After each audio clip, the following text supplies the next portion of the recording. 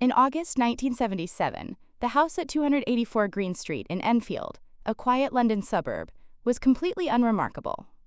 It was home to Peggy Hodgson and her 4 children. Their lives were ordinary, filled with the usual noise and routines of a family. But that was about to change. One night, 11-year-old Janet and her younger brother Pete complained to their mother about a strange shuffling sound coming from the corner of their bedroom. Peggy, assuming it was just childish imagination, told them to go to sleep. The next night, the sounds returned, louder this time. She went to investigate, expecting to find nothing. The room was empty, the furniture was in place, but an undeniable chill had settled in the air. This was just the beginning. The house on Green Street was starting to wake up. The shuffling noises soon evolved into something far more terrifying. Loud, rhythmic knocks echoed from inside the walls, following the family from room to room. Then, the house itself turned against them. A heavy chest of drawers, which took 2 people to move, slid across the bedroom floor on its own, blocking the door.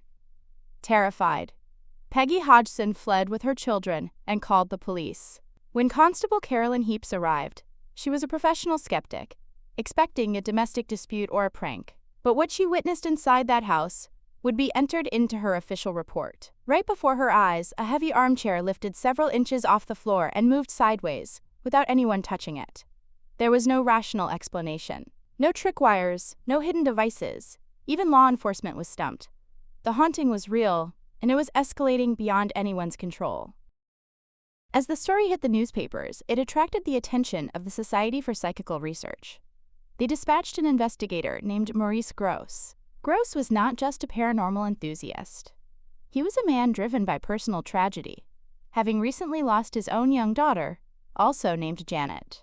He arrived at the Hodgson house armed with the latest technology of the time, tape recorders to capture audio evidence, and cameras rigged with remote, sound-activated triggers. He was determined to find objective proof of what was happening. For over a year, Grosse and his colleague Guy Lyon Playfair documented an astonishing catalog of events. Marbles and Lego bricks flying through the air, cold spots appearing out of nowhere, and objects disappearing only to reappear in impossible places. But the most chilling evidence was yet to come, not through a camera lens, but through a microphone. The poltergeist activity began to center almost entirely on 11-year-old Janet.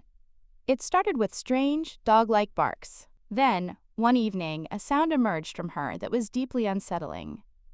It was a low, raspy, and guttural voice, sounding nothing like a young girl. Over hundreds of hours of recordings, this voice claimed to be the spirit of a man named Bill Wilkins. Through Janet, he spoke of his life and his death. One of his most famous chilling statements was captured on tape.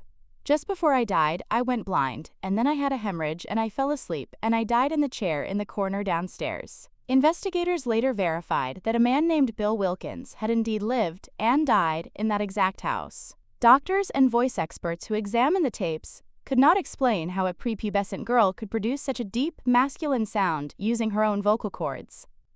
For many, this was undeniable proof of possession. Of all the phenomena at Enfield, one moment stands above the rest. In 1977, Daily Mirror photographer Graham Morris set up a remote-controlled camera in Janet's bedroom, hoping to capture the poltergeist in action. He wasn't disappointed. The images he took have since become legendary in the annals of paranormal research. They appear to show Janet being violently thrown across her bedroom by an unseen force. In one famous shot, she is captured in mid-air, parallel to her bed, her face a mask of terror and pain. Believers point to these photos as the ultimate proof.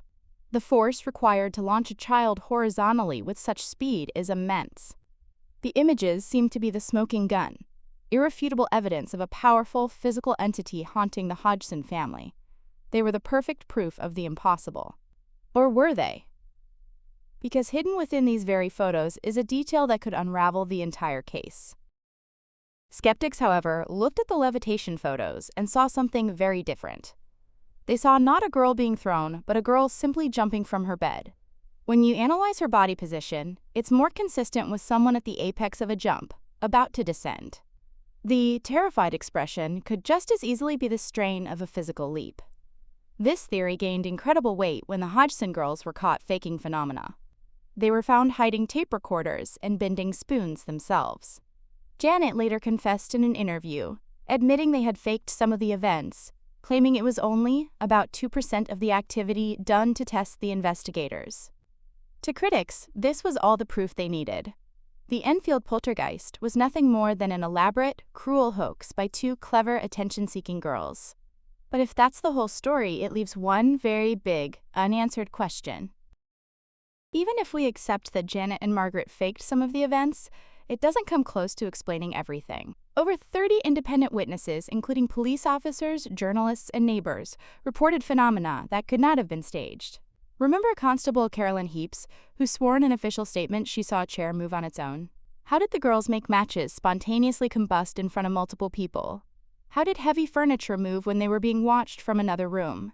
In one crucial instance, the voice of Bill Wilkins was recorded speaking through Janet while her mouth was filled with water and taped shut, a test designed to be foolproof. If the girls were responsible for everything, their skills in magic, ventriloquism, and illusion would have been nothing short of genius. So, what really happened at 284 Green Street? Was it a terrified family under siege by a violent and angry spirit, producing one of the most well-documented paranormal cases in history? Or was it an intricate hoax, orchestrated by two bored and brilliant young girls who managed to fool the world? Decades later, the evidence continues to be debated, analyzed, and questioned, with compelling arguments on both sides. The haunting at Enfield remains a powerful enigma. Now you've seen the evidence, what do you believe? Let us know in the comments below.